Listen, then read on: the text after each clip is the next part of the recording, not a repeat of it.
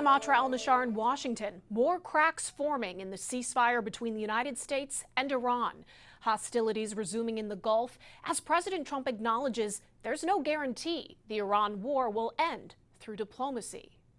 The U.S. and Iran are back to exchanging fire, each claiming self-defense. At least one person was killed and dozens injured by Iranian missile and drone strikes on Kuwait, hitting the country's main airport. U.S. Central Command says it intercepted Iranian missiles headed for both Kuwait and Bahrain, and that American forces struck an Iranian military target on Qasem Island. Meanwhile, blasts continue in southern Lebanon as Israel and Hezbollah, an Iran-backed terror group, break their ceasefire, frustrating President Trump. Both President Trump and Israeli Prime Minister Benjamin Netanyahu responding to questions about reports of a phone call Monday during which Trump said, "You're expletive crazy. What the expletive are you doing?" and that everybody hates Israel because of this. Did you speak to him in those terms? I did. I wouldn't say angry. I was a little bit perturbed at his constantly fighting with Lebanon.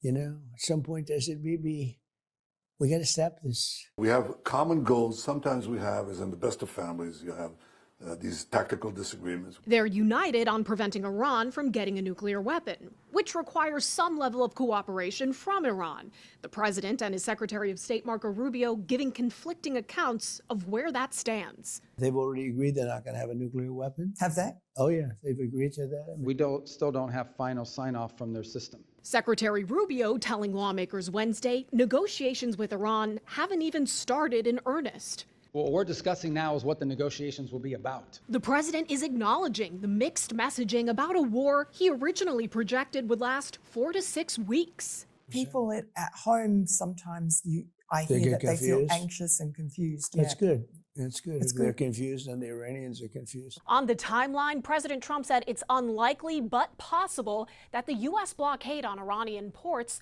a response to Iran's closure of the Strait of Hormuz, is still in place come Labor Day. In Washington, I'm Atra El-Nashar.